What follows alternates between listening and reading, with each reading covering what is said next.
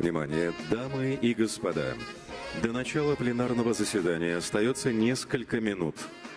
Убедительно просим вас занять Just a few minutes is left before the plenary starts. Please take your seats in the audience. Ladies and gentlemen, the plenary session is about to start in a few minutes. Please take your seats in the hall.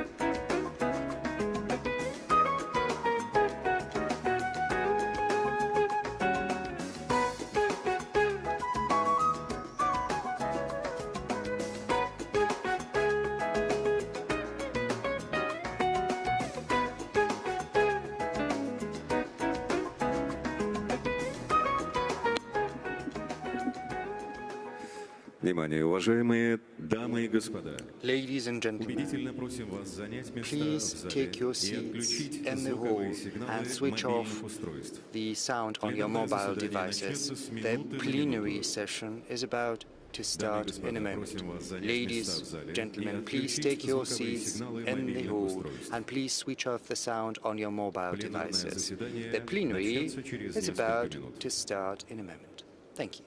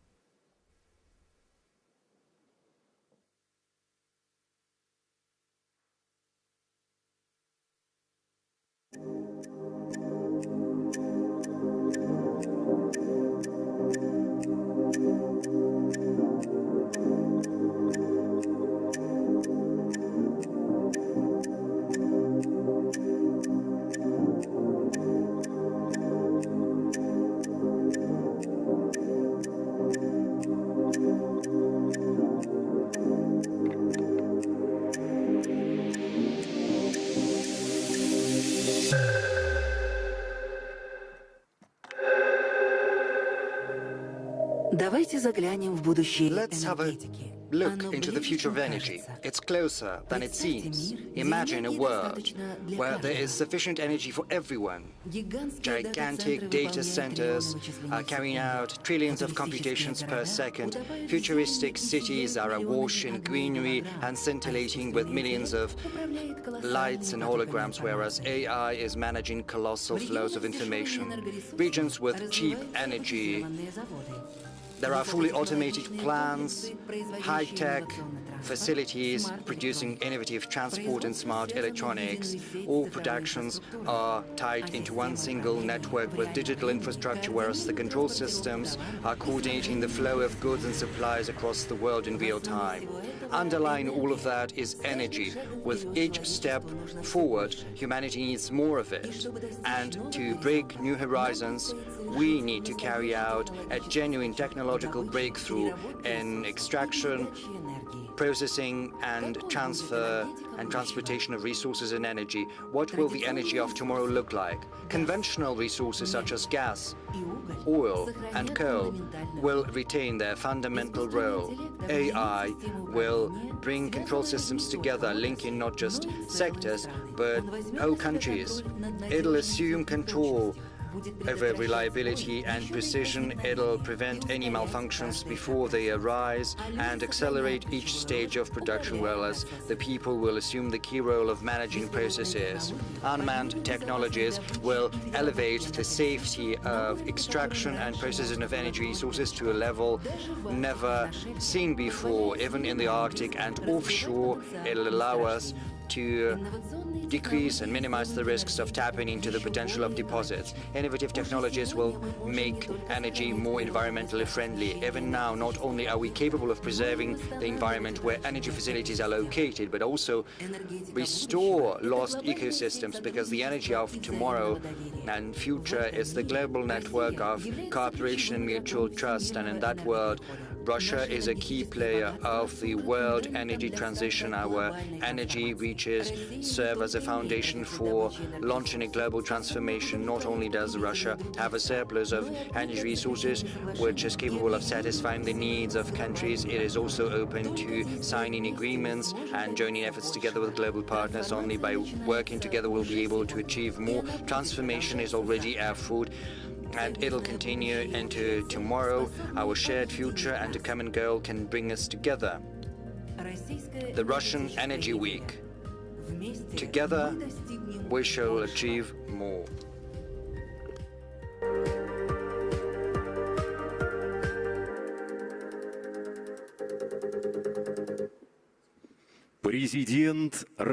President Vladimir Putin of the Russian Federation.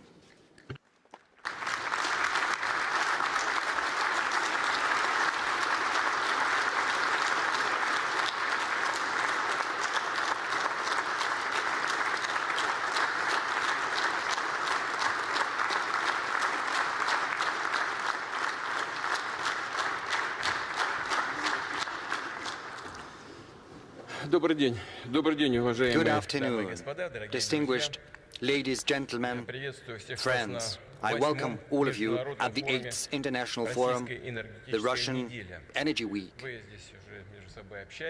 You are already having a discussion amongst yourselves, and you have a chance to familiarize yourselves with the positions of one another. It is hardly likely that I'll tell you something that you're not aware of, but I'll dwell on certain key points. Certainly, we are pleased to host in Moscow the heads of leading world companies, experts from the industry for a substantive, productive dialogue on developing the energy sector. This dialogue is of particular importance amid dynamic, profound shifts in the global market. And this is precisely this stage that our energy and service companies are at, as well as suppliers and consumers of energy resources and whole countries. In the course of my remarks, I will broach certain major trends of the modern energy sector, and I will certainly share our perspective on the challenges facing the global and the Russian energy sector. The first of which being the recalibration of the world energy connectivity. To a large extent, this recalibration is brought about by objective, natural causes. It's just new centers of economic development are popping up and consumption is growing over there. That's it. But we are also witnessing a deliberate dismantling of the world energy architecture, which is brought about by aggressive and rather pushy actions by certain Western elites. As you are aware, under the political pressure, many European countries have given up Russian energy resources. I pointed out before what this might result in for the European and Western countries themselves, for their economic and production capacities. We are witnessing the fallout of such actions in the EU itself. We see diminishing industrial outputs, rising prices owing to more expensive oil and gas coming from beyond the ocean, as well as a lower competitiveness of the European goods and the European economy as a whole. According to Eurostat, the industrial output in the Eurozone in July this year is 1.2% lower than the average over 2021, and we see a continued slowdown, a continued decrease of industrial output, and the engine of EU growth, namely Germany in July, decreased by 6.6% as compared to the average 2021 levels. But I'm not talking about the European problems here. I'm talking about the world energy market at large, which is undergoing a reformatting of supply chains, which has an objective character. We see a reorientation of energy logistics to the global south, the dynamically developing countries of the Asia-Pacific, Africa, and Latin America through more reliable routes with new hubs, new ports that take into account both the current and the future needs of the consumers. And these needs are growing year in, year out, just as the world economy is growing. The pace might be different, but still it's in the positive figures. The world oil demand this year is estimated to stand at 105 million barrels per day. That is 1 million more than last year. The main factors driving the growing consumption include the active development of petrochemistry. It's growing at a pace higher than the GDP growth on average, and the transportation, because even though there are plans to give up internal combustion engines, still these plans are deferred, and for many years to come, cars using petrol are still going to be in use. Yes, there are electric engines, but still you need to get electricity because it does not magically appear in the plug in the socket. You still need oil or coal or something else to produce this power, this electricity. Russia still retains the position of one of the leading oil producers, despite the malafide competition mechanisms used against us. We account for about 10% of the world oil production. This year we will have produced 510 million tons, which is 1% lower than last year, but I would like to draw attention to the fact that we are doing that in conformity with the OPEC Plus agreements. That is a voluntary cut. The Russian oil sector is working sustainably. It's preparing plans for the future. Our companies not only reliably supply our internal market through developing the processing of oil, but in the light of difficult external environments, they're also showing flexibility. They've managed to foster new channels for supplies and payments. In the past, the export of our oil and oil products mostly was oriented towards one single consumer, namely the EU, but right now the geographic range has expanded significantly. As I pointed out before, Russia is continuing its cooperation as part of OPEC Plus based on our mutual interests, our partners, and we are performing our obligations with a view to rebalancing the world oil market, but this is being done not just for the sake of the producer, but also for the sake of the customer. And the results are already evident. We see the volume of supply in the market as well as the current prices. These parameters fit both the needs of the consumers and the producers. It helps launch investment projects and also creates an environment to ensure predictability in the global economy, and predictability in the world market is probably one of the most important achievements we can boast of.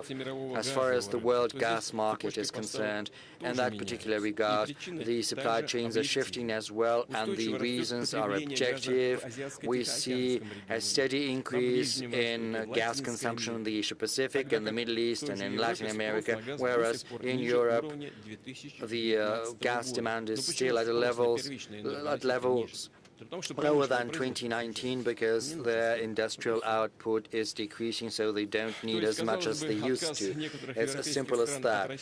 So it might seem that the fact that certain European countries have given up Russian gas, the blow-up of Nord Streams, would have severed us from conventional markets and dealt a blow to an important part of our energy sector. And indeed, we have to admit, at first our gas exports decreased somewhat, only to bounce back and start growing. It has not fully recovered, but the direction is evident. The move by the EU has only accelerated the shift in our priorities in favor of more promising, reliable clients.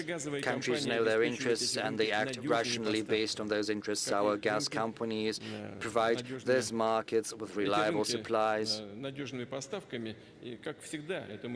just as we have already and always done that in all of other directions and contracts. Together with our partners, we're working to expand the export potential of the Russian gas sector, and I'm not just referring to pipeline gas, but also to LNG supplies. At the same time, we are increasing our internal consumption of gas, which is of the utmost importance, in particular, and gas-based chemistry. There are facilities being built in the Volga region in Siberia, in the Russian Far East. We are also providing better supplies of gas to our settlements and cities. Over the last 5 years, we have built more than 100,000 kilometers of gas distribution networks, thereby propelling our level of gasification to almost 75%, and this level will only grow. To be more precise, the gasification level stands at 74.7% since 2019.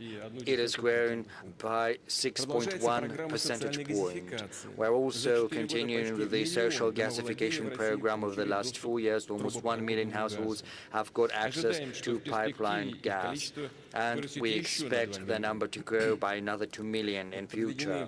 1,393,000 plots have been connected to the gas distribution networks.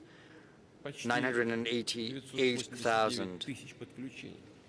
Almost 989 connections has been performed. And I would also like to point out that Russia has unique sources of gas. We retain a high level of production, but we have to work on this resource base, and we have to replenish it, including through tight gas.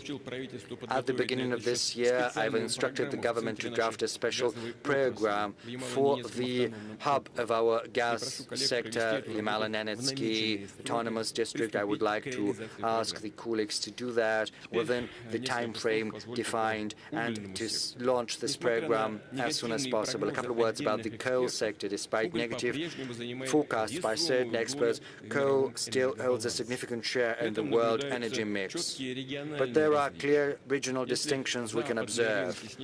Whilst Western markets are decreasing their coal demand, Asian countries are, on the contrary, increasing the consumption of coal. But of course, it all boils down to economic efficiency of coal-based generation. But given the global economic center of gravity shift towards the Asia-Pacific, we can expect the coal market to remain important, significant for decades to come, just as any market, it can be cyclical, and right now coal producers are facing lower prices. But amid these conditions, we are supporting our companies and their staff. We are also helping them with the restructuring of their loans. I would like to ask the government to keep following this situation and help the businesses recalibrate support measures. But the coal industry itself should raise its competitiveness as well as efficiency. Distinguished colleagues, the second major global trend is the growing role of power generation.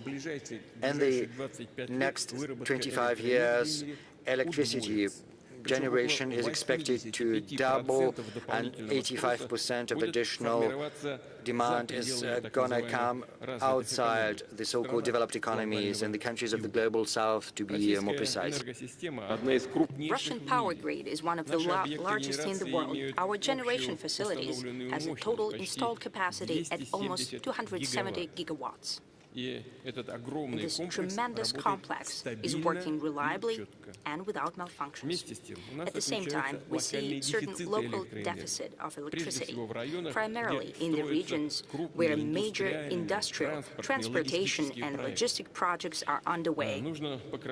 We need to cover this gap through development of power grids, updating generation equipment and commissioning new power stations. I'd like to highlight the costs of energy companies should not be automatically transferred into tariffs to be shouldered by consumers. We need more agile solutions, including regulation novelties, managing demand for electricity, and mechanism of investment support in the fuel and energy sector. I expect that the government will provide us with proposals in this regard that we'll discuss during a separate meeting in the nearest future. I'd like to remind you about tasks to develop the retail market of electricity. Its conditions and tariff rate should be aligned both with the generation companies and consumers, households, organizations, and enterprises. I'd like to ask the government to prepare as soon as possible the draft concept of development of competitive retail markets of electricity and capacity. I'd like to repeat it yet again. When there is affordable energy, it will necessarily result in modern production facilities and new economy sectors. They will attract flow of capital, technology, and talent. In September, during our meeting in Vladivostok, we discussed the drafting of fuel and energy mix for the Far Eastern Federal District of the Russian Federation. This systemic document considers the best sources of energy for each region, be that coal, gas, fuel, oil, or hydropower. It sets long-term volume for supply of energy in the Far East. I'd like to ask the government to define the hierarchy of the fuel and energy mix documents in the system of strategic documents of the country, and together with colleagues from the regions, to prepare such energy mix drafts for all federal districts of Russia, and to use them as foundation to shape a modern system of digital management of energy supply for the regions. This system should consider use of different types of fuel and energy resources, the most efficient for each region of our country. Moving on, I have already mentioned it that the Russian energy mix is one of the greenest in the world, and I'm sure that our Russian colleagues spoke about that. That means that the overwhelming percentage of power in Russia, that is 87%, is produced with minimal or zero carbon footprint. By that, I mean natural gas and nuclear generation, renewables and hydropower. Our companies are implementing the green projects and long-term generation, not only in Russia but abroad as well. For example, Russian scientists, engineers and managers have implemented more than 400 projects in hydropower in 55 countries of the world. Rosseti, that is our leading company in the sphere, is building hydropower plants and water infrastructure by respecting environmental safety regulations and putting in place efficient and sustainable water usage. Impressive experience has been accumulated by another high-tech leader, that is Rosseti. It owns about 90% of the global NPP market. about 90%. 110 energy units of Russian design have been built around the world. Russia is the only country in the world that has the competences across the whole nuclear chain. And by building abroad, we are not just erecting facilities, but together with our partners, we are creating the future of the energy sector and related sectors of the country. We are shaping a solid national talent pool, scientific and technological foundation for development of whole countries.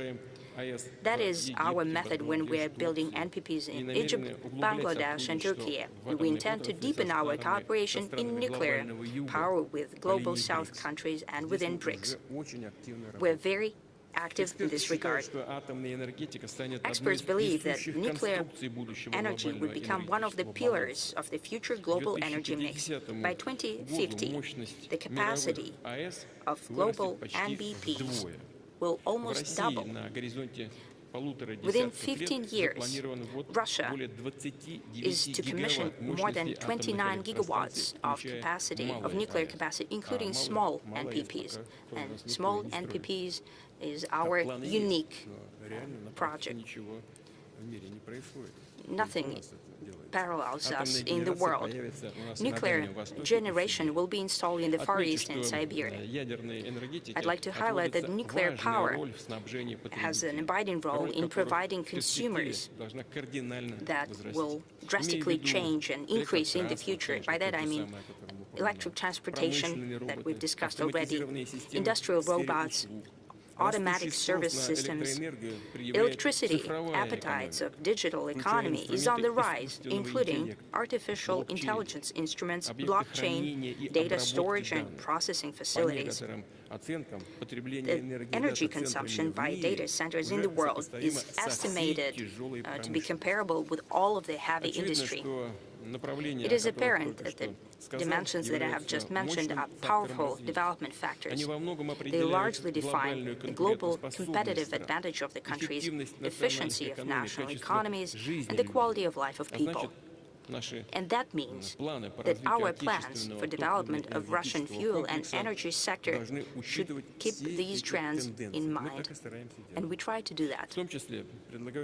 And I suggest that we supply digital economy and data centers specifically through local generation, power plants where resources are used, that the specialists are called locked-in resources. That means that it's expensive to transport and it's too far away. Therefore, it's more efficient to use them in situ, that is, in place where they're produced. I'd like to ask the government to work on proposals to set such a model and to work on the use of advanced clean coal generation to provide for the needs of digital infrastructure, data centers and processing centers and so on. Such facilities, situated in the immediate vicinity of our coal-producing regions, means modern jobs and diversification of local economy. Friends, moving on to the third feature of the modern energy sector, or rather the challenge that is facing the actors on this global market. By that I mean technological sovereignty of oil, gas and other energy supplying countries. And I'm sure that you've spoken about that as well during your conference. We've seen how the Western elites overnight refused to service the equipment in Russia for the fuel sector. They officially declared that will not deliver on their commitments.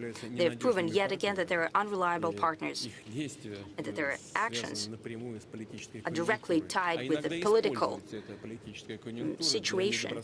And sometimes this political situation is being used for unsavory competition. We'll see that the commercial companies were forced to do that under the pressure from their ruling elites. Still, it's a cold, hard fact that the Western technologies and equipment for the fuels and energy sector could become unavailable at any moment for geopolitical reasons. Unavailable not only for Russia, but for any other energy supplier that the West considers, someone in the West considers inconvenient competition or simply an uncooperative country, and everyone should keep that in mind. That is the reality of today. But I'm sure you all understand that fully well. That means that we need to actively shift the status of country energy suppliers, shifting from purchasing the equipment toward technological leadership, by shaping a fully-fledged energy sovereignty at the national level, starting from production and processing of resources, moving on to the transportation of already produced goods. You know that Russian energy sector has already deployed the process of achieving technological leadership. In essence, that's a powerful engine of the whole Russian industry and science. Our authorities, energy companies, enterprises, and research institutions are working together, discussing these issues and agreeing on specific steps. Actually, it is here, on the margins of the Energy Week, the Coordination Council on Import Substitution in oil and gas sector has taken place. You know, what's happening here? I have been talking to our companies. First, initially, I have to admit, we were doing reverse engineering, but quite soon we started to move on from there. You know, sometimes they're meeting with some of their partners in Europe, for example. What's happening there? They have to cut down on their personnel, and our market was one of the main markets, where they used to send their high-tech products. They have to abandon our market, meaning that their production becomes cost-ineffective. They have to cut down on their personnel. They're losing their technologies. In turn, our specialists are developing technologies, and they're becoming technological leaders, because we can produce homegrown technologies at a cost-effective level. And we're starting to get partners from around the world that are purchasing this equipment from Russian companies now. They used to buy it in Europe. That was yesterday, but today they're buying from Russia. So what did they do? So simply, like in that anecdote, someone buys a ticket just to spite the train driver and does not get on that train later. That is the reality of today. Domestic services are already covering the main demand for boron in Russia. We have an increase in manufacturing of production equipment and chemicals. We're introducing our homegrown technological solutions in servicing deposits and infrastructure. Many of the things that I've mentioned before was previously done by foreign companies. Now it is being done by our specialists. Russia has tremendous engineering potential and serious scientific and practical experience in our fuel and energy sector, which has been time-tested. They have proven their efficiency in harsh climate and inclement weather. We have competence, experience, and best practices in order to achieve progress even in the most complex sector of energy landscape and to recover tight reserves, which is especially important for the oil industry. We'll be doing that not only independently, but also together with friendly countries that are fully well aware of the geopolitical risks. Russia is providing comprehensive technological cooperation of energy-producing countries, free from sanctions and foreign pressure. A true partnership based on exchange of experience, knowledge, creating industrial alliances. And results of such a partnership will benefit everyone who's taking part in that work. You know, as for equipment, I've just spoken about it. And I was talking about nuclear power. And here, Russia is an absolute leader. We're independent from anyone. Everything done in the nuclear energy is fully implemented in Russia. And that will be the case for all types of energy sectors. In oil and gas equipment, the same will happen. Colleagues, business and expert communities are becoming more vocal in their opinion that the world is entering the era of energy realism. Reckless, and I would say irresponsible, steps of some of the Western elites have resulted in the fact that the priority is given not to the modalities of energy transition on comparison of emission volumes from different types of fuel. An ever more abiding and significant role is being played by the very access to fuel and energy, the grids and pipelines in place, and the installed capacity of the energy systems. Amid these conditions, it's especially important to efficiently manage recovery and inventories of resources to ensure technological and environmentally friendly development of the industry in order to saturate domestic market, achieve national development goals, and execute on foreign commitments. We have always done that and will continue to do it. That is one of our absolute priorities. Understanding all these tasks and challenges, Russia intends to strengthen its position as the global energy leader and to develop partnership relations in order to build a just and sustainable model of global energy in the interest of the future generations. I hope that convening of the Russian Energy Week will make its own tremendous contribution to this joint work that we're doing together. I'd like to wish to participants and guests of the forum every success and all the best. I'm sure that already a lot of many useful meetings have already taken place, many discussions have taken place. We are only happy that this is happening. It means that the goal, why we're inviting you here to Russia, is being achieved. Thank you. Thank you.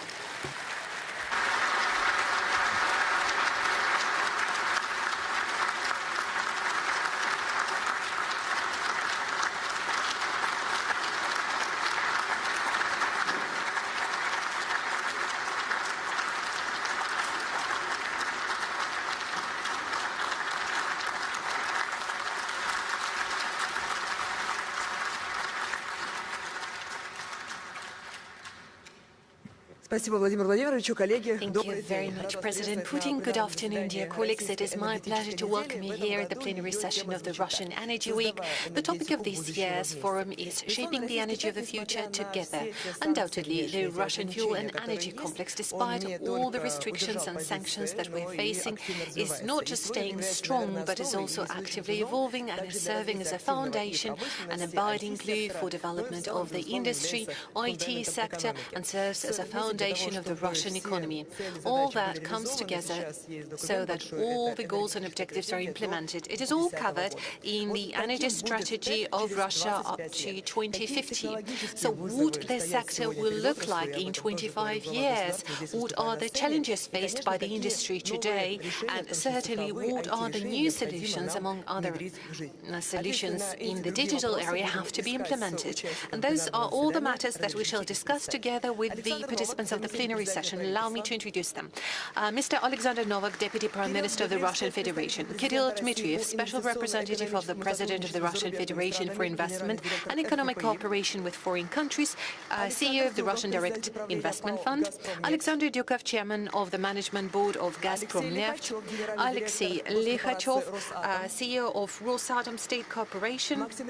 Maxim Reshetnikov, Minister of Economic Development of the Russian Federation. Andrei Rumin, General Director, Chairman of the Management Board of Rosseti, and Sergei Sobyanin, Mayor of Moscow. Traditionally, I suggest we organize this plenary session in a format of a discussion. Alexander, let's start with you. We've already touched on this strategy 2050, and President Putin addressed the challenges faced by the industry today. I'm wondering, how are we going to address those challenges through this strategy? What are our plans? Where are we heading to? Thank you for your question, Alexandra.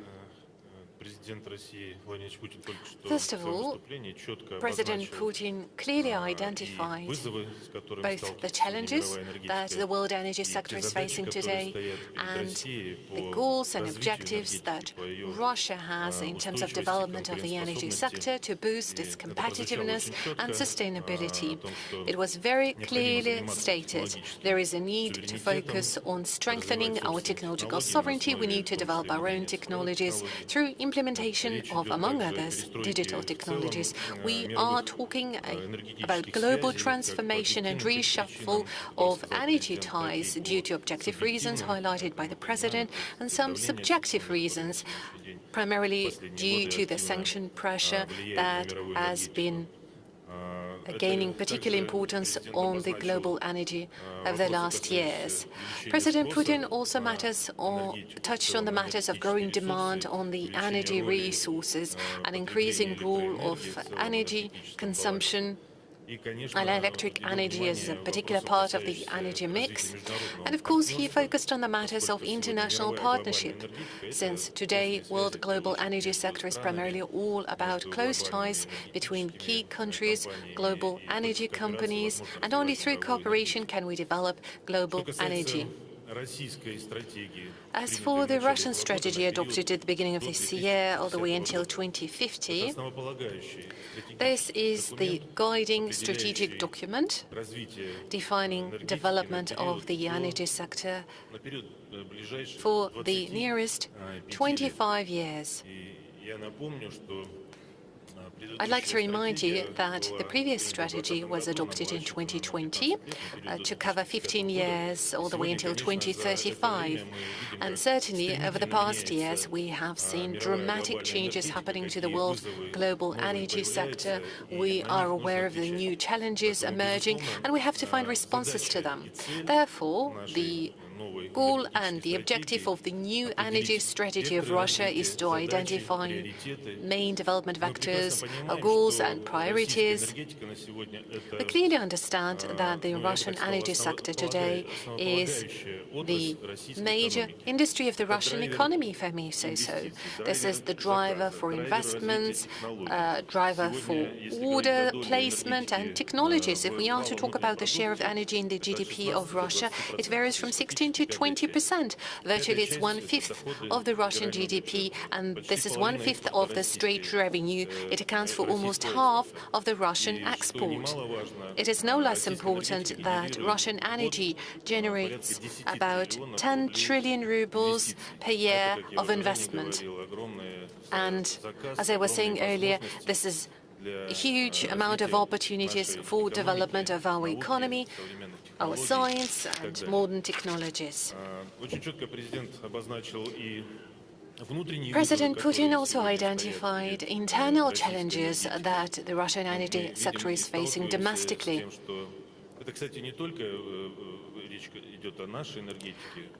And those are the challenges applied not just to the Russian energy sector, in fact. This is depletion of the reserves or development of hard-to-recover reservoirs, working offshore, the necessity to develop infrastructure, the development of new transport and logistic chains. Those are challenges equally faced by all other countries, and in our energy strategy, we are finding answers to those questions. Two main priorities in the energy strategy are the following. Priority number one is primarily about our energy security and matters of protecting the domestic market. We're talking about reliability and security of energy supplies, the safety. We're talking about increasing the quality of those supplies. That applies to petroleum products, petrochemistry, gasification of the Russian regions. Just today, we heard President Putin say that we have to use all the energy resources in our energy mix. We have to drive greater cost efficiency depending on the energy mix and peculiarities of specific regions of Russia, and most importantly, whenever catering to the demands of the domestic market, we have to bear in mind not just the objective of the development of the energy sector, but primarily we need to ensure competitiveness of the consumers of the energy resources. And our strategy is catered to respond to those tasks. We have to bear in mind that domestically we also need to focus on development of infrastructure. That applies to any industry because infrastructure is backbone for development of the economy, be that electric power, gasification of the country, oil products, any industry, any sector of the economy is requiring infrastructure, and the level of development of infrastructure is decisive for the general level of economic development. The second priority that I wanted to touch on within the scope of the Russian energy sector and the Russian strategy, we need to focus to protect and multiply our export potential. Russia is a world leader, and today we deliver about 17%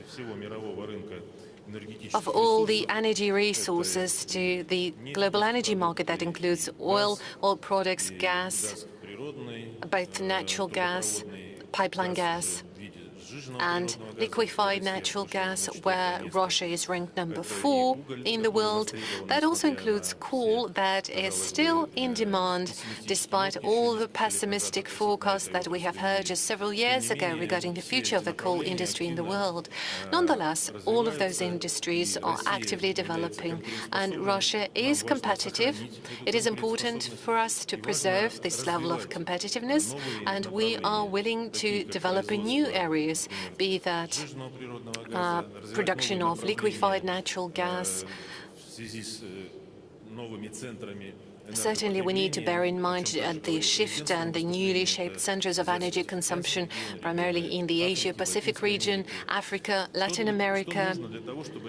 So what do we need to implement those two major objectives, two major priorities? Very briefly, I would highlight the following.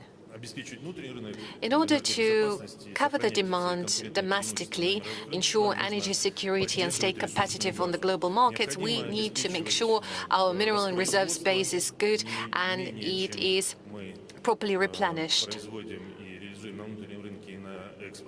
We have to take into account the volumes needed to cover the domestic demand in the international market. We need to take care of the necessary investment for geological surveying and exploration. We need to involve new projects. We need to make sure that there are sufficient reserves of oil to cover 50 years, 70 years for gas, and no less than 100 years for coal. Although the energy strategy for 2050 is actively covering all those numbers. The second area that the President mentioned is technological development, and there are two aspects to that. Until 2027, we are to ensure technological sovereignty of our country, and we have to achieve the import substitution level of no less than 90% in different industries and sectors. The critically important equipment and technologies are identified. That applies both to oil and gas industries, all along the value creation chain, starting from geological surveying to drilling, operation, processing, sales and transportation. President Putin mentioned Coordinating Council. It does play a very important role. Together with the energy company, we conduct extensive work in terms of import substitution. I'm convinced that this work will be completed in due manner. And on the second stage, we need to focus not just on technological sovereignty, but also technological leadership. Starting from 2028 onwards, within this strategy, we need to focus on the objectives of technological development. They have to be competitive globally.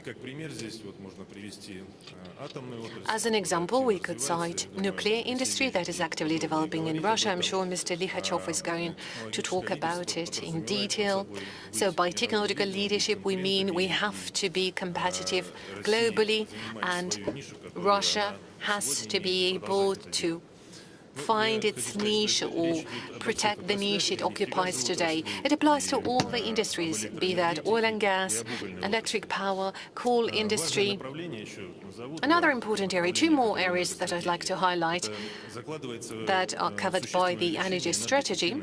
Well, we expect to dramatically increase the energy efficiency of the industry. We have huge potential there, and that applies not just to the energy sector alone. Generally, in the Russian economy, we we have big potential. By 2050, we want to increase energy efficiency by 40%. That would mean higher competitiveness, reduction of production costs, and ensuring our future development using modern technologies, implementation of robotization technologies, AI, digital technologies. All of that was also covered by the President. And finally, one more area that I touched on, the fourth one, is about development of modern digital platforms in the energy sector.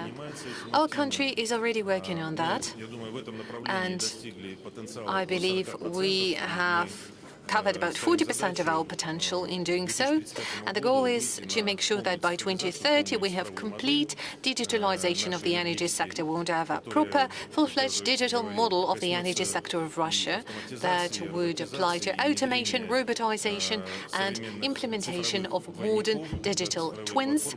Those are the digital platforms to be used very actively. That will increase our efficiency and ensure sustainability for the energy sector. That is necessary to implement all the goals set to us in the energy strategy. Coming to conclusions, I wanted to highlight once again that our goal, and this is exactly something that we're going to focus on in the nearest future, to ensure sustainable development of the energy sector, to cover the domestic demand, ensure energy security, and preserve our global energy competitiveness and potential. Thank you. Thank you, Mr. Novak. President Putin also mentioned in his keynote address that the oil demand is growing globally, and about 104 million barrels per day was the consumption level in 2025. Gradually, we see it could grow by 1.4 billion barrels per day further. So, what is the situation on the global energy market today, and what is the role played by Russia there today? Well, if we are to talk about the oil demand globally, we definitely see that demand is growing. I'm sure it will continue growing beyond 2030 horizon. It was mentioned by President Putin today, and this is a consolidated view shared by the industry community. I'm primarily talking about oil industry. Major growth drivers, as it was mentioned earlier, would be growing demand from the countries of the global south. That would be growing demand from the petrochemical sector. Aerospace and aviation would be one of the drivers for growing demand. Maybe some of you have forgotten, but in 2020, a number of experts were saying with all the confidence that the peak demand for oil has happened in 2019, and afterwards we are all to face diminishing demand. And after COVID pandemic in 2020, we see a stably growing demand for oil, and now it has considerably exceeded indicators of 2019. A number of companies, the so-called oil majors, that have taken a decision a while ago to considerably reduce their investments in development of new oil fields and oil production, are now revising their strategies once again, refocusing on oil back from the renewable energy sources.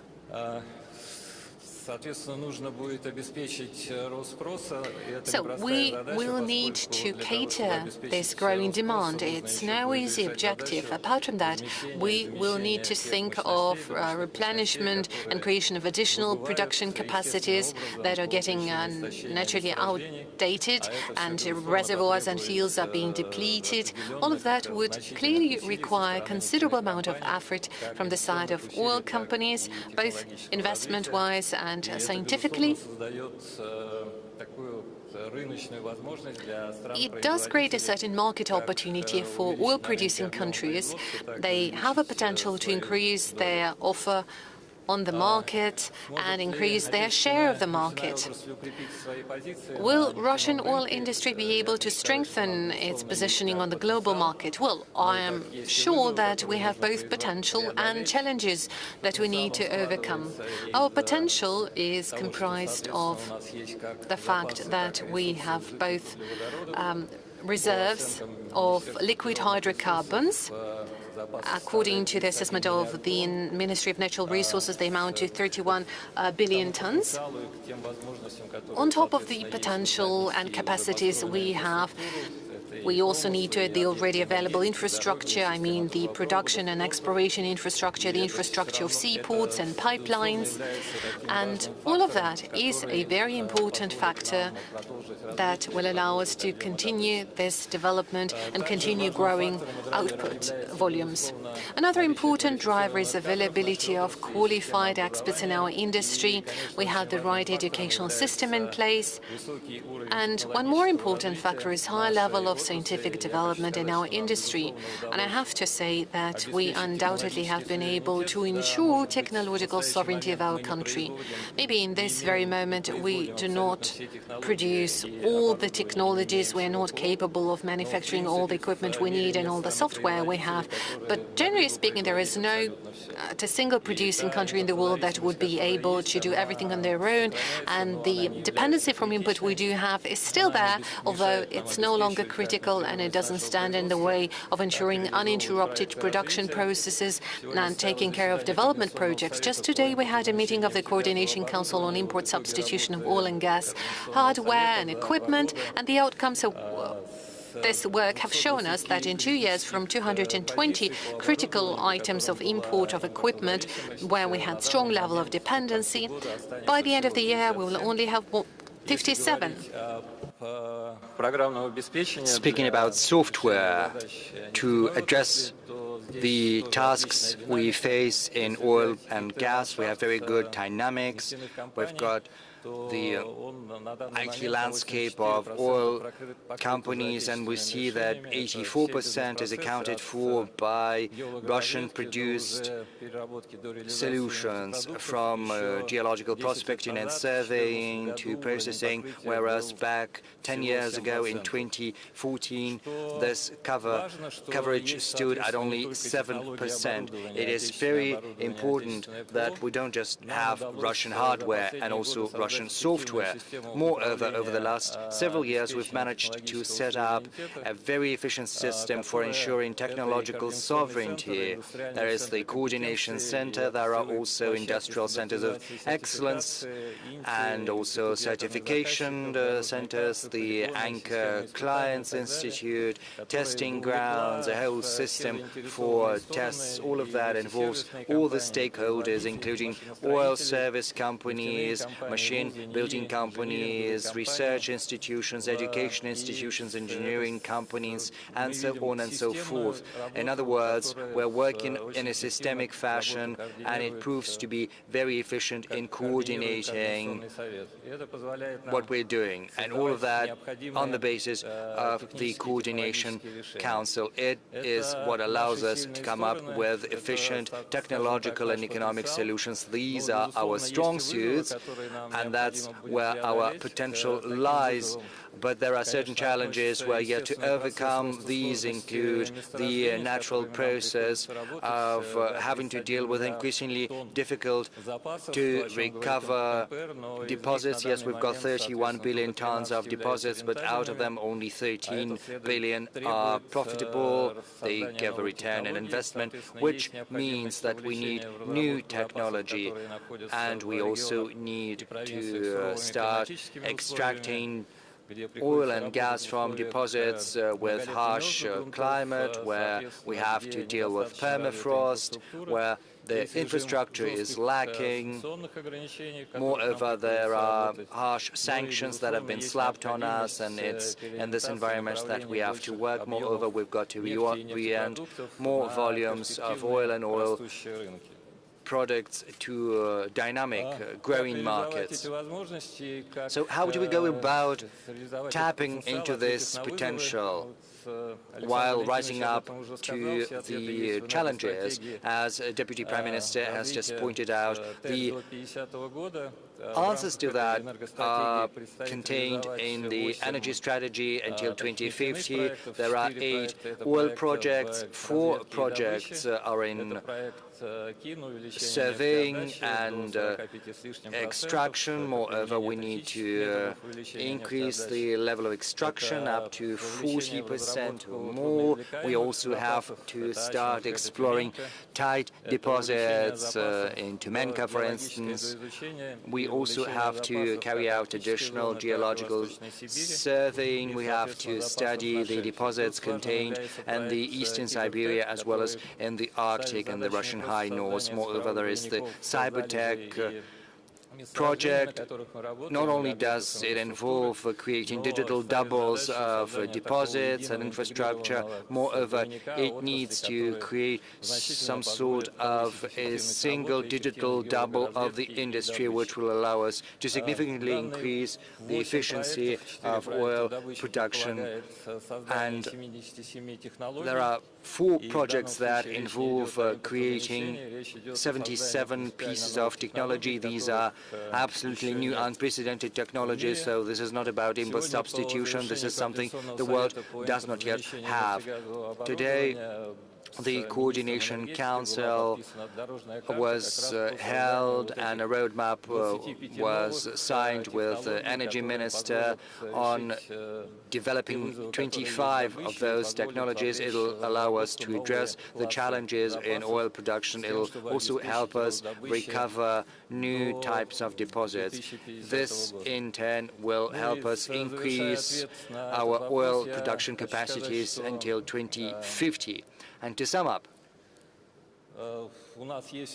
I would like to say that we've got all the necessary opportunities to implement the strategy that has been discussed, and the growing demand will help Russia reinforce its position in the global oil market. It'll help us increase our supplies while retaining our role of one of the world's leading supplier of oil and oil products.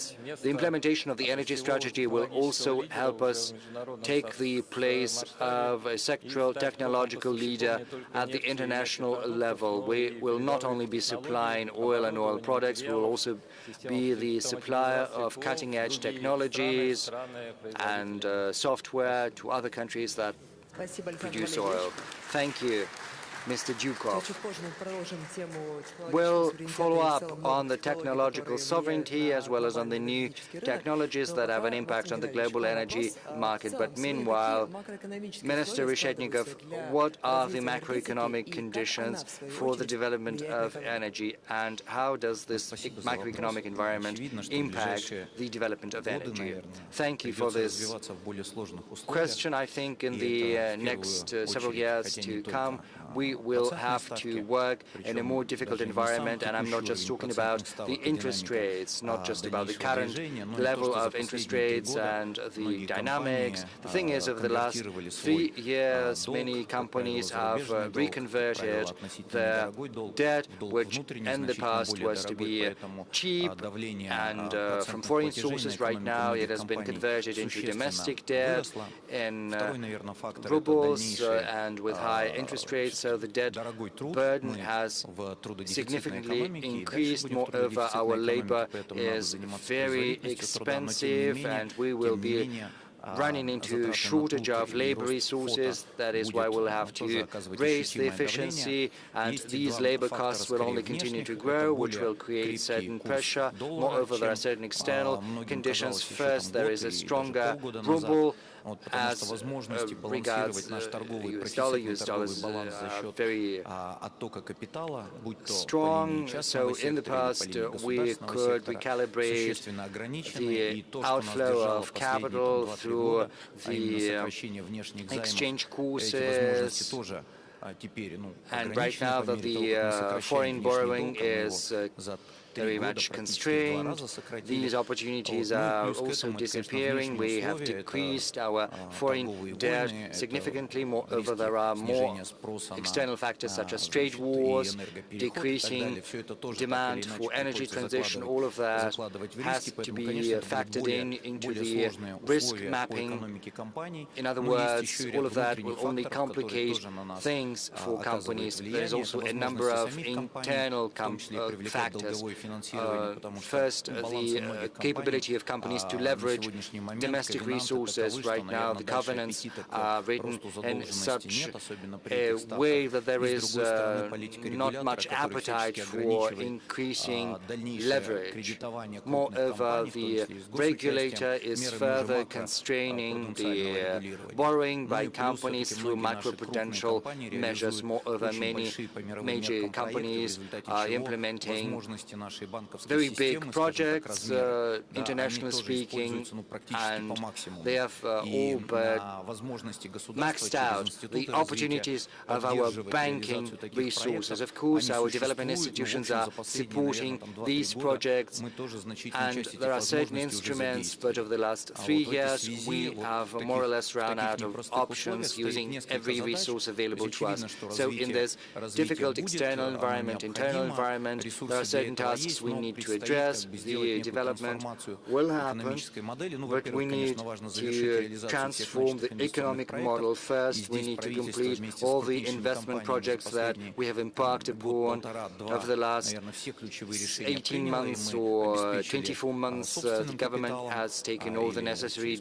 decisions, providing the necessary capital either through underwriting or through other instruments. But right now what we need to do is improve the flexibility of our system. The thing is, a number of companies might run into certain financial troubles. That is why we need to readjust and recalibrate the mechanisms for restructuring debt. Right now, these mechanisms are of a voluntary nature, whilst we need to make sure we put them on a collective basis. That is why we are revising the bankruptcy, the insolvency law. We are upgrading it with a view to providing our companies with an option of resorting to some protection mechanisms against lenders while retaining the current operational capacity. So if everything is well, but you need to deal with debt, then we will provide you with the necessary set of instruments. Moreover, we need to stimulate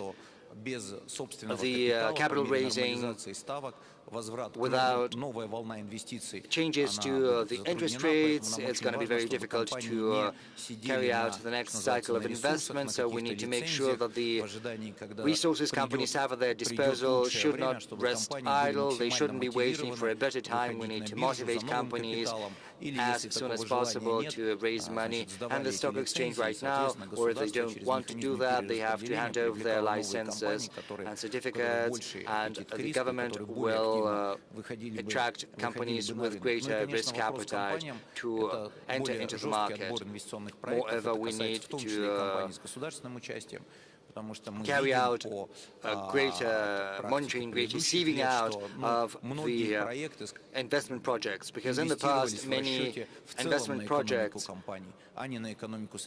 were done without due regard for the economic fundamentals of the project itself. Rather, they had an eye for the economic fundamentals of the companies, and this shouldn't be the case. So the energy is benefiting from the tariffs on the one hand, but on the other hand, it is the one most hit by the increase in tariffs. So we need to find very difficult solutions, but we have to admit that the tariffs are going to rise in the coming years in the energy at a pace higher than the inflation rate.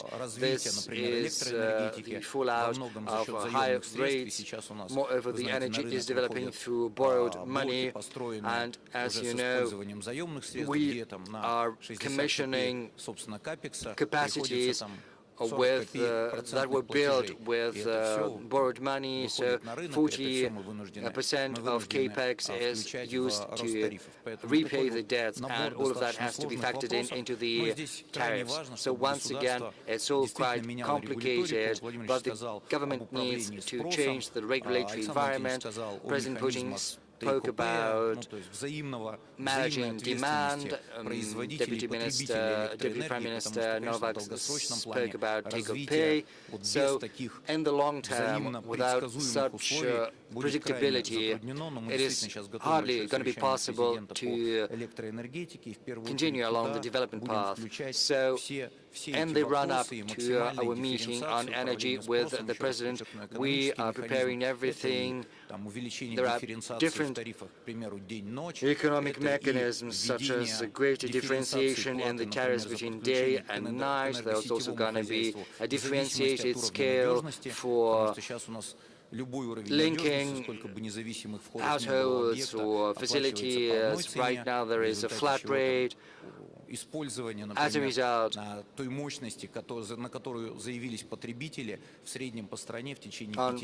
average,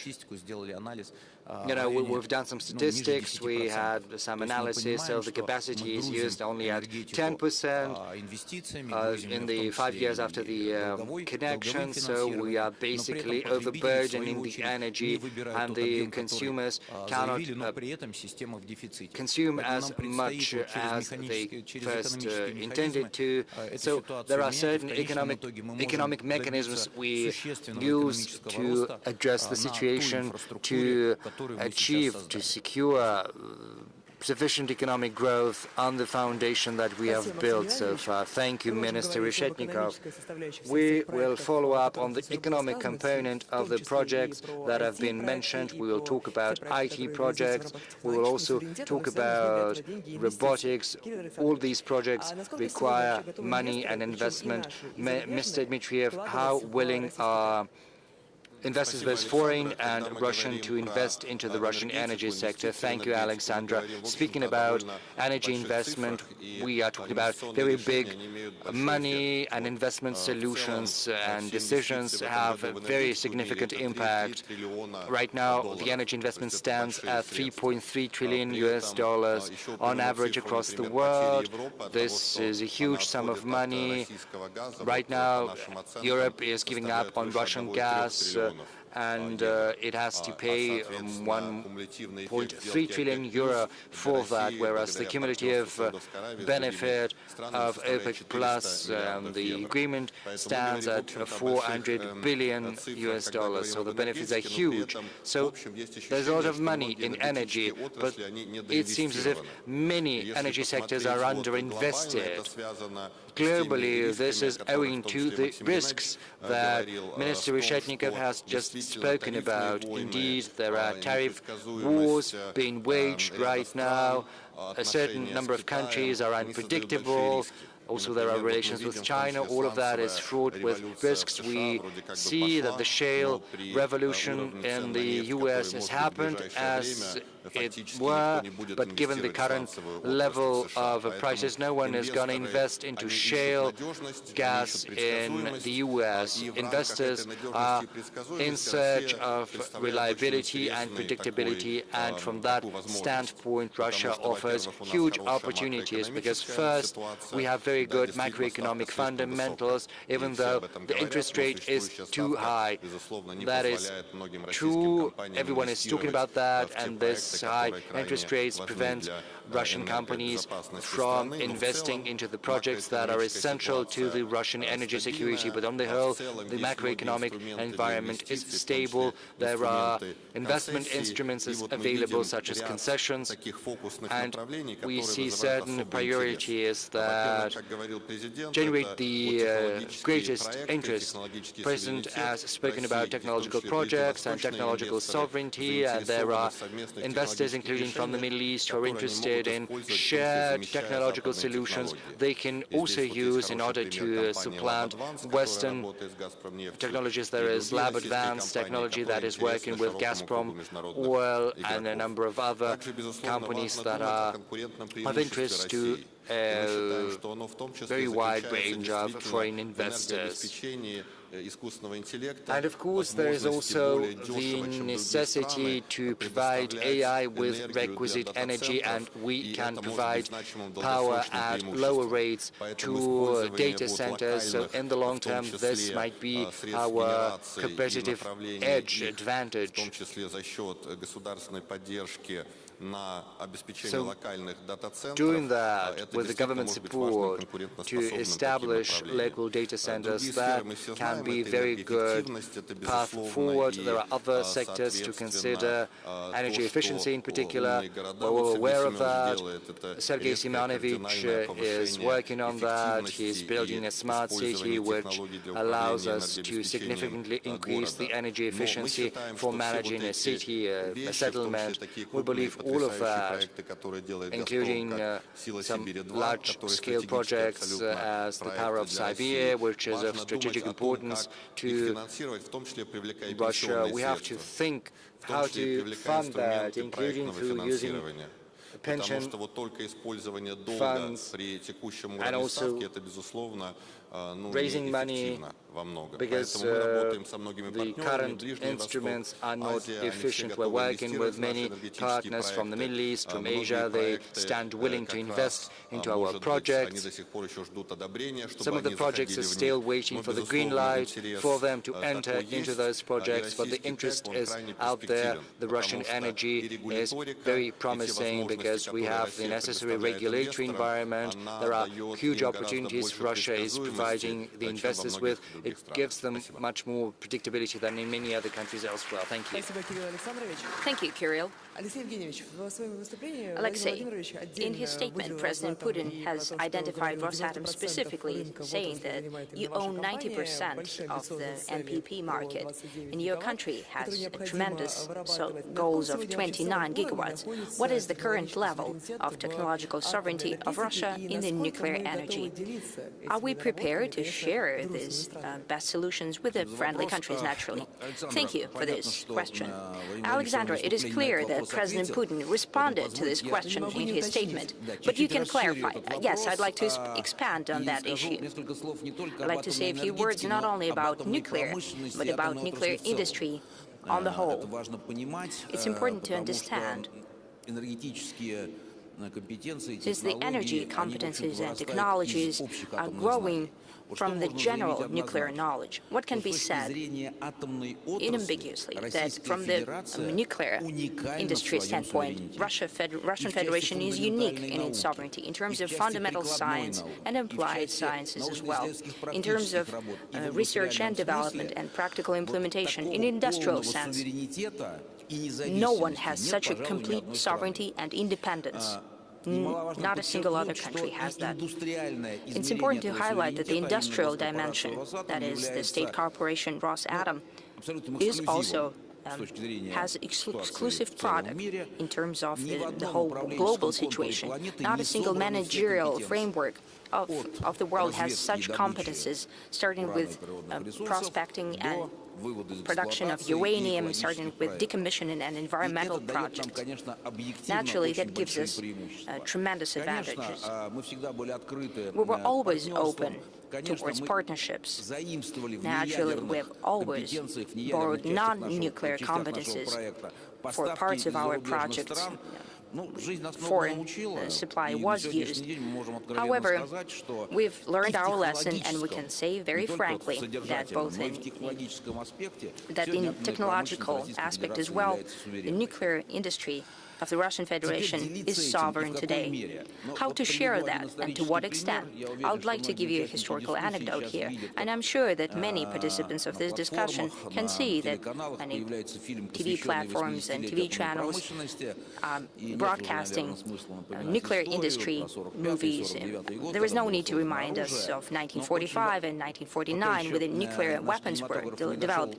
However, our cinema industry is yet to talk about our peaceful program, but I'd like to tell you that in 1954, we're the first to launch the first NPP in the world. Yes, the British had some energy developments and projects. But however, the city of Obninsk was fully fueled, powered by the NPP. Therefore, the global community has acknowledged that our first NPP was built in Obninsk. In 1957, we were first to build the energy reactor in Romania, and in 1958, we built a unit in Slovakia, in Bogunici.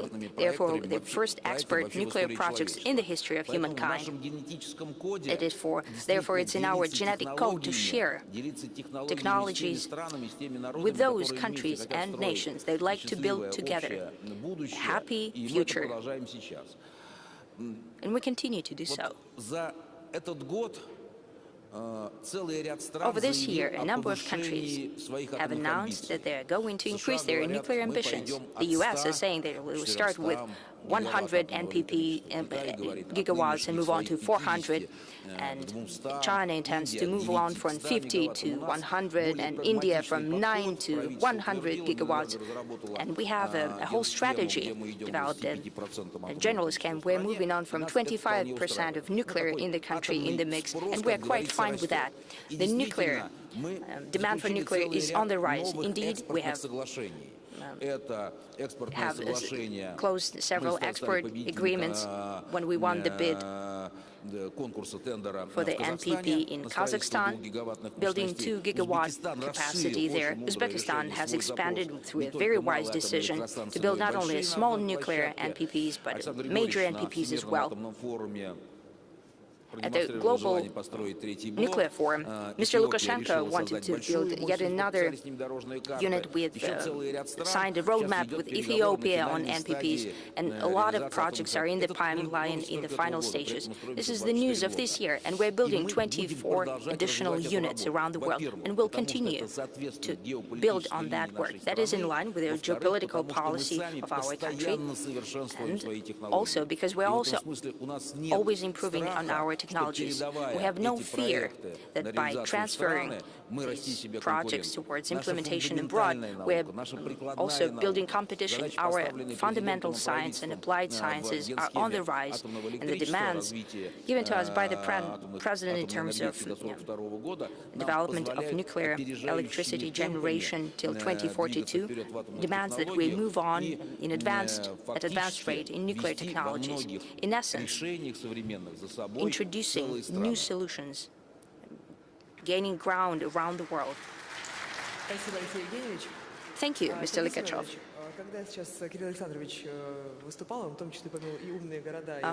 Mr. Sobyanin, the example of smart city of Moscow was already mentioned here today.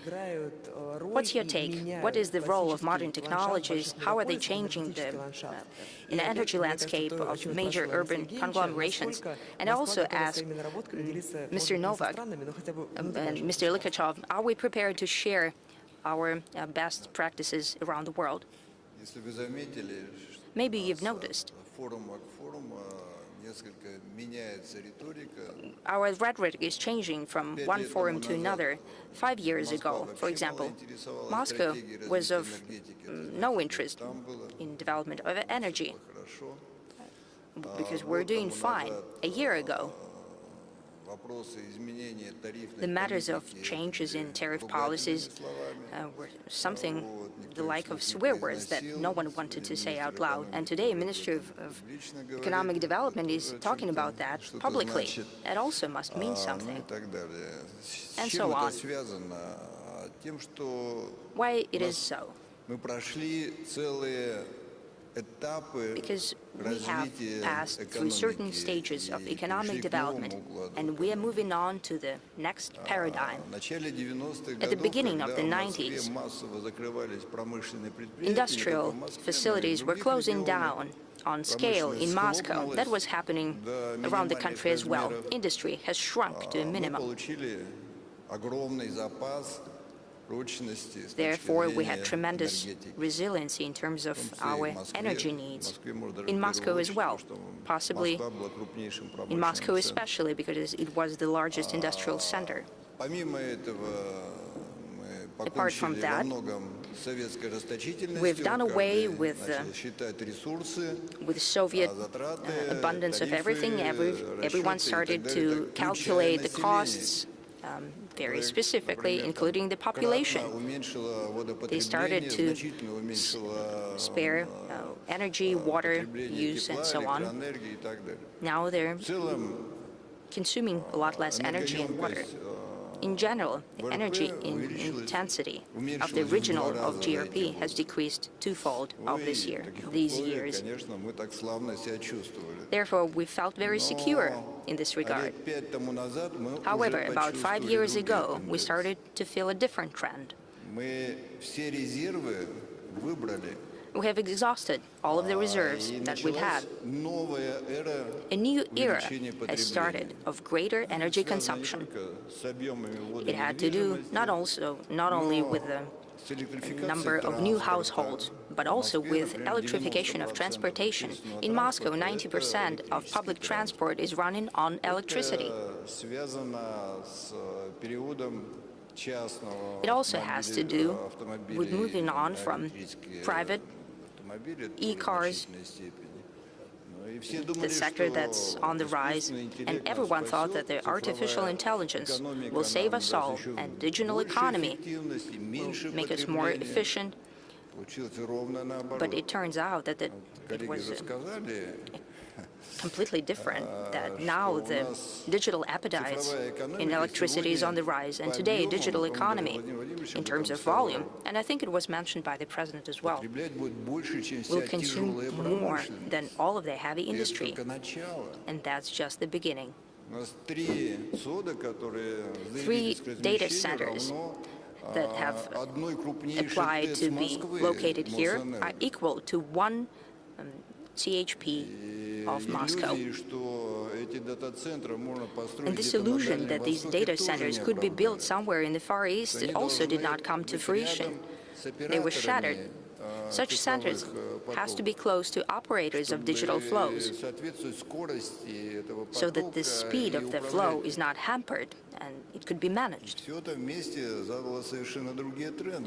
All of these modalities have changed the trend, and we see that in the coming years, Moscow could move on from being in energy surplus towards energy deficit. We've had meetings led by Mr. Novak. We have received a task by the President to that end, and now we're actively engaging in building the new strategy. Thank you so much to the Ministry of Energy and Economic Development, to the Minister himself. We have made adjustments, and adjustments is the soft word for that. These are tremendous investments in the grid, in the power generation for Moscow as well.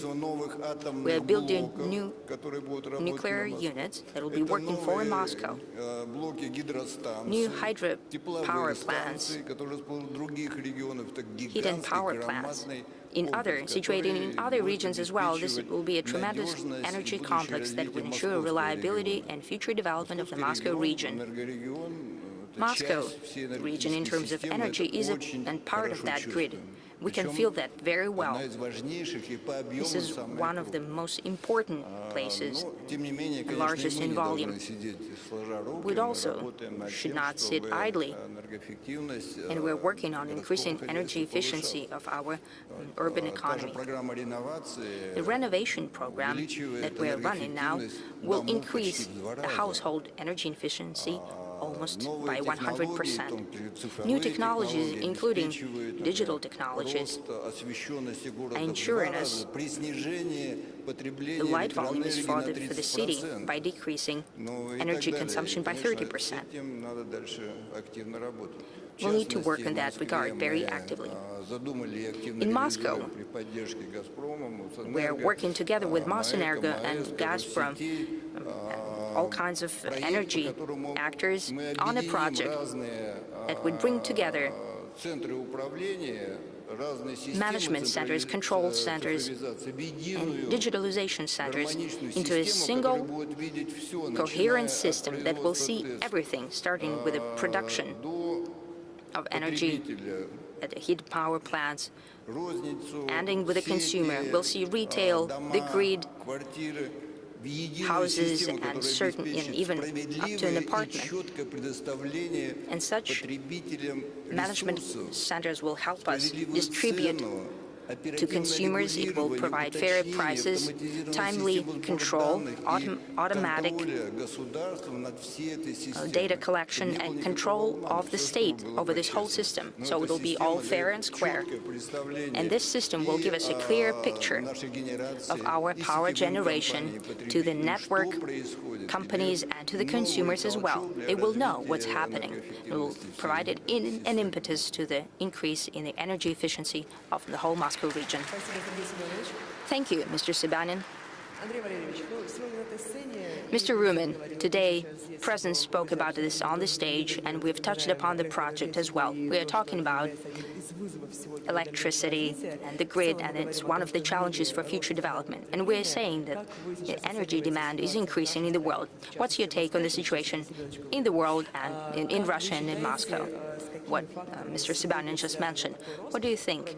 What factors in this growth, apart from the apparent digitalization and AI growth, what are the solutions from Rosseti? Thank you so much. Indeed, we see the global trend that has to do with the increase in electricity consumption, and many experts are saying that we are entering the era of electricity. One of the main factors, and that has been mentioned today multiple times, is a tremendous growth of data centers, data processing centers, and by that I mean AI, mining, and all other centers, storage, data storage, and so on. According to the IEA forecast, the electricity demand from data centers and AI altogether will be standing at least 2 times higher than now. It will double within 5 years, but I saw that it will grow by 130% or 140%. What is a data center? One data center, not a large one, can compare to 100,000 households. Yet another global trend is development of big cities, digitalization of the population, and electric transportation. It has been mentioned. Talking about Russia, there are similar trends. We see all the global trends present here. However, I have to point out that this year, as of today, over the 9 months of this year, energy consumption of Russia due to economic and climate factors has slowed down somewhat. We see the same figures as in 2024. However, if we take an average of the past several years, 2022, 23, and 24, energy consumption has grown by more than 3% per year, and that's quite a lot. The main driver behind this growth is quite a greater number of household appliances and gadgets. Air conditioning systems. Air conditioning systems is actually a global trend for growing energy appetite. I think it's ranked number 3 or number 4 as energy factors. Many regions are experiencing summer consumption peaks that exceed the winter peaks, as it used to be before. A lot of houses are put online, and we see that high rises is a major factor in greater energy consumption. Due to certain urban norms and so on, everything is running on electricity without gas, air conditioning, elevators, water mains, and so on. I'd like to talk about data centers some more. Right now, the energy is exceeding 1 gigawatt from the grid for the data centers. As for current applications in Rosseti that we are receiving, we're about 80% of Russian transmission. As of now, more than 1.5 gigawatts of capacity is that applications that we're running for digital electric transportation. And I can only repeat what Mr. Sibanin has mentioned. It is one of the drivers of Moscow energy consumption growth. Over the past 15 years, we see that subway is growing. More than 120 subway stations have been commissioned. Water transportation, electric buses. As an example, 3 billion kilowatt per hour are needed to power at a normal function of electric transportation in Moscow. It can compare to consumption of energy by 1 million people. As for figures, when we talk about Moscow, we have about 8,000 of new consumers connected daily in Moscow. These are major houses, logistic parks, industrial facilities, infrastructure for electric transportation, and many more.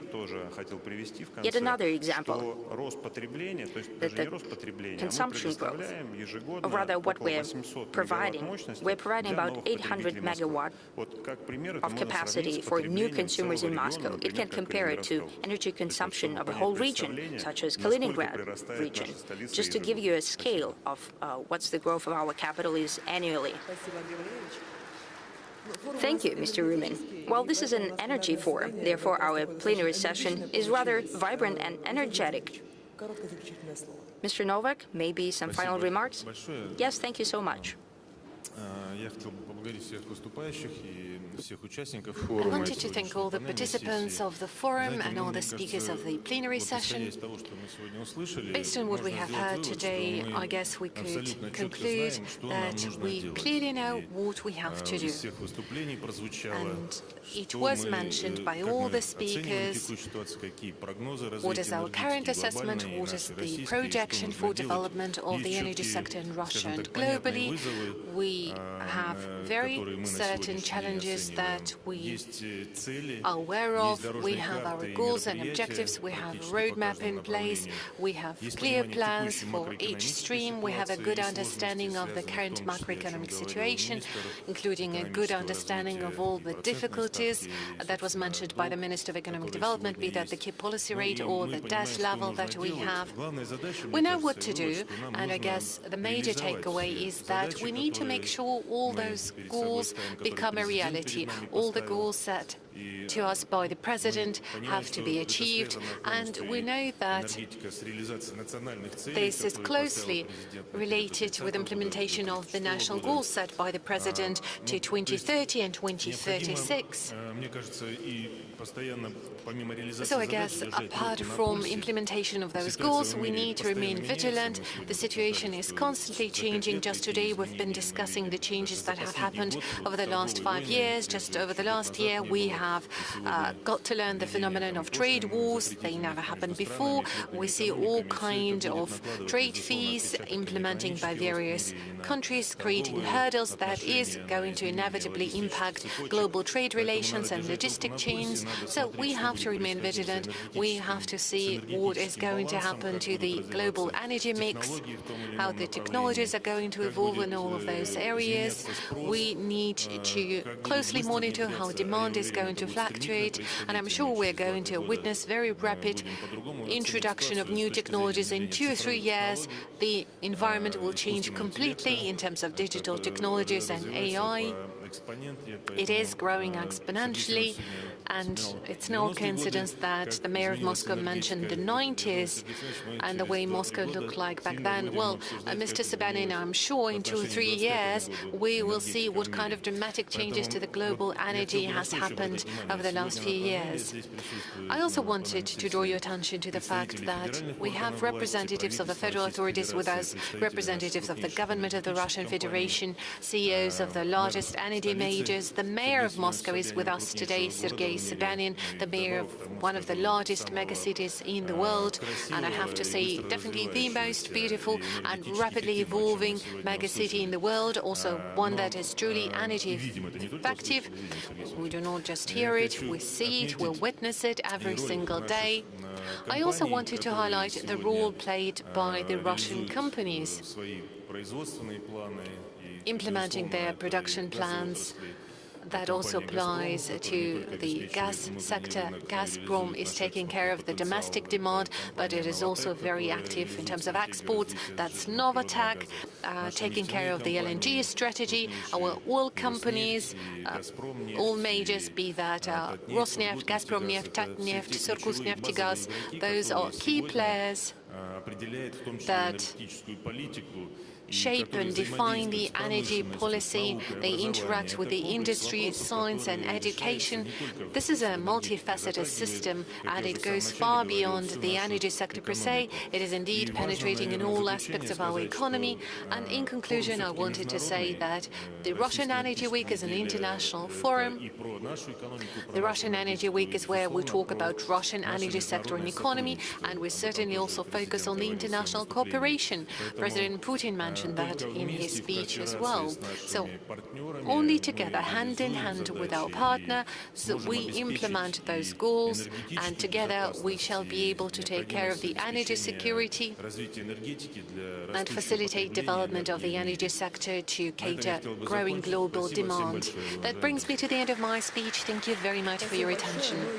Thank you very much, Mr. Novak. We're doing that together, and most importantly, we know what we're doing. Thank you very much.